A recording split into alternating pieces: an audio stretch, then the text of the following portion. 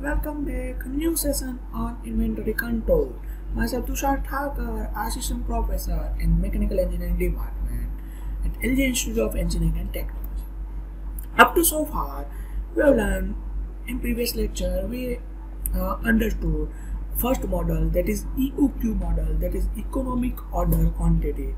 As we seen the main difference that after applying EOQ model, what happened? Company saves 25 rupees, and this is an example, right? So that is a unique, or that is a useful model for the company. Today we will learn a EPQ model, that is economic production quantity. Means we have up to so far we have ordered in economic way. Now we have to produce our parts in economic way. Means we never get a time that we have produced much more amount of quantity, but we haven't a demand of that type of quantity we have to produce, right? Suppose we have produced 1,000 mobiles of XYZ companies, but demand of that mobiles is very less, only one mobile per month, right? So what happened? Same example I will give you as a best example of nano car. What happened? Many at starting time of nano production, they have produced much more amount of nano cars, as they think that it is an economic car and many more public they have to buy, right? And at that time, some of people who have want economy, who have a less budget, and they have to buy that nano car also, right? Technically, there is no problem in car, but what happened? The day interval going on, day time, and after a few hours, companies have many nano cars in storage, but there is a very less amount of buyer in nano. So they have to stop, as we seen in last 1 to 2 years or 3 years articles of Tata Nano car. Companies stop their production of Tata Nano car or their Nano car before 2 years ago, right? Why? Because they have think that if I product a nano car, but there are the no buyer, right?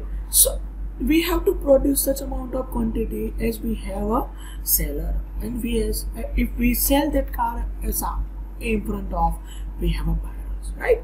So EPQ model, this model is applicable when inventory continuously builds up over a period of time after placing an order, or when the units are manufactured and used at a constant rate, right?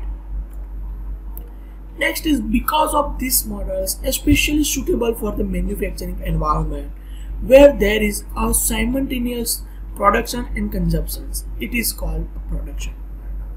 Means we have a required such kind of demand, we have to produce such kind of production, as we have required such type of supply of inventory also, right? Raw material also. So what are the basic assumptions for the EPQ model? As we already seen it, basic assumption for EOQ model also. Now the EPQ model, only one item involved, annual demand is known. Annual demand is known, that's the main important part for EPQ model. Second, the usage rate is constant. Usage rate is constant means if you produce 1,000 mobiles per month and the usage rate is 1,000 mobile per month also, that will be constant. It will not vary. Means demand is constant, it will not vary, right? Next is a uses occur continuously, but production occurs periodically, right? This all are assumptions as we discussed earlier, and as I said earlier, as these basic assumptions may be applicable in real practice, or it will not applicable in real practice also, right? The production rate is constant. Lead time does not vary, right? All are the basic assumptions for the EPQ model. There are no quantity discounted, means here discount is 0, right? So EPQ model we learn from that graph also. This we have to give constant inventory. Here give a Q, slope B and A. Here T1 and T2 time is given. What are the lead time we have to calculate? What are the production phase we have to calculate? Means we have to on hand inventory, we have to give the such kind of inventory, and that will sell or that will complete the demand of customer. That is slope A indicate, slope B indicate. The same indicate in first time interval we get in next interval. Same inventory means the constant demand and constant production rate we have to find out over there. Now what is the basic formula to calculate EPQ? First the optimize lot size, that is Q star, is equal to under root 2 into the D into C0 into CA, C0 divided by CA into P divided by P minus D. What is C0? What is CH? What is P? What is P minus D? We see that. We see in next slide also. Total cost is equal to product cost under root 2 into D into C0 into CH into P minus D divided by P. We calculate maximum order maximum inventory level, this is P minus D divided by P into the Q star. We calculate a manufacturing time, that is Q star by P. We count a total time Q star by T.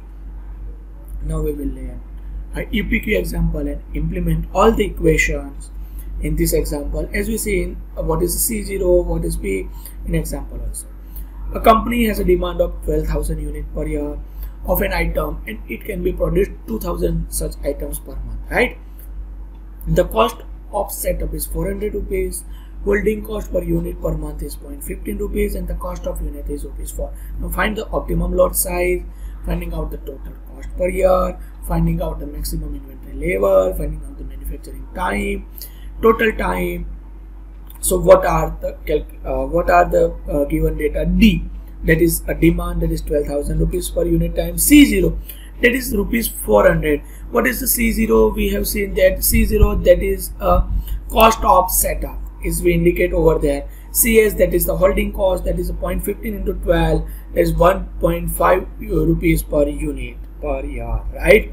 P, that is a demand monthly, 200 rupees into 12. Sorry, P means a production unit, that is 2,000 rupees. 2,000 items we have produced, so we multiply by 12, we can get a number of units per year, that is 24,000 units per year. So now we calculate simple optimum lot size. Here we have a D value, D, that is small d, that is a 12,000, as we require small d in the example, as we demand 12,000 units per year. So here the small d, it is 12,000, right? So we put all the values into the equation, we can get a optimum lot size as Q star as is 3265 units. Means we have an optimum lot size as 3265 units to fulfill our annual demand, right? Next we calculate the total cost, that is a production cost into 2 into days. The same equation we have to put over here, and production cost, that is we have annually demand is 12,000 and we have a cost is 4 rupees. We put all the values in this equation, we can get rupees 50,940 rupees per year as a total cost. Now we here the quantity Q is equal to 3265. Now we calculate the total maximum inventory level, as we find out the Q star as a 3265. We have a P value, we have a D value, we can calculate maximum inventory level, we have 1633 units. Means we have a produce some amount of material, some amount of product, we have to put that some amount of product into the inventory also, right? Same we have mentioned here Q star, we have to finding out the manufacturing time, that is Q star by a production, means 3265 divided by 24,000, we get 49.64 days manufacturing time to fulfill a 24,000 units or products per year, right? What is the total time? That is Q star by demand, that is 3265, that is 12,000 order we require per month. So that is a 99.28 days we get as a total time. So we calculate all the calculation as a total time, total production, maximum inventory, what is the efficient